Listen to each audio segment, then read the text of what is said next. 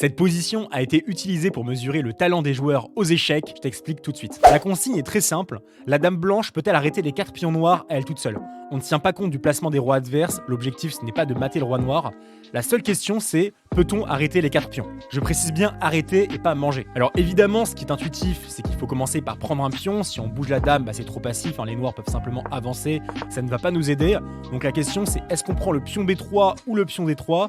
Alors si on prend le pion B3, le problème c'est que par exemple après C2, on menace de faire une dame. Si je prends celui-là, et bien après D2, les pions vont passer à dame, c'est inarrêtable. Donc cette variante n'a pas l'air de fonctionner. La seule variante possible ici, c'est dame prend D3. Donc en cas de A2, on fait dame prend C3, ça nous permet d'arrêter les pions. En cas de B2, on va faire dame B1, ça permet également d'immobiliser les pions, car après A2, dame prend, le pion ne peut pas avancer, sinon on va prendre celui-là. La situation la plus difficile, c'est lorsque les noirs avancent leur pion en C2, et là il faut penser à quelque chose. Il ne faut pas prendre le pion en B3 bien sûr, sinon les noirs font une dame.